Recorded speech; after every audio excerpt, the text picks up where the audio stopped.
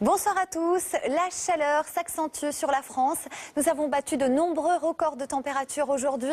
36,3 à Nantes, par exemple. Ce n'est plus arrivé depuis 1961. Météo France me disait tout à l'heure que c'est du jamais vu pour une fin de mois d'août d'avoir de telles températures et une telle canicule.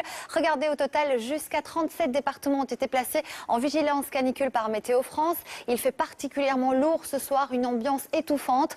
Regardez les températures entre 20 et 22 heures. Elles restent toujours particulièrement élevées. Les perturbations vont s'enchaîner sur la France ces prochains jours, mais je vous rassure, pour la dernière semaine des vacances, le soleil sera au rendez-vous avec de la chaleur.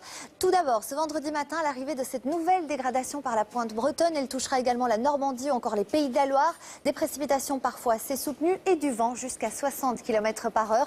À l'avant de la dégradation, un voile nuageux épais des Charentes en remontant vers les régions du nord-est. Attention, quelques brouillards possibles sur les Ardennes ou encore du côté de l'Alsace. Le soleil, il faudra aller le chercher dans le sud avec de très belles conditions une nouvelle fois. Le temps va changer progressivement ces prochains jours avec une masse d'air beaucoup plus fraîche qui va arriver sur la France par l'ouest du territoire ce mercredi. Regardez ces températures relevées par Météo France cet après-midi.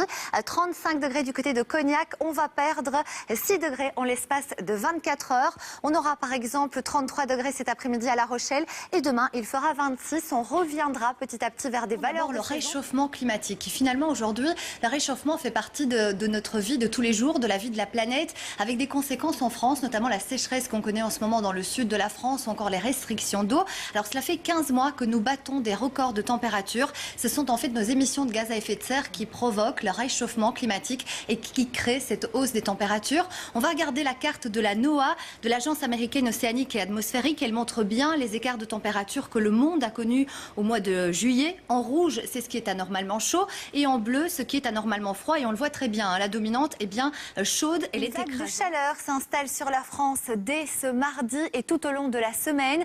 Pourquoi? Nous avons une masse d'air chaud en provenance de l'Afrique du Nord qui remonte via la péninsule ibérique, qui franchit la barrière pyrénéenne et qui s'installe chez nous donc jusqu'au week-end. Avec pour conséquence, regardez cette carte de mardi matin, pas l'ombre d'un seul nuage.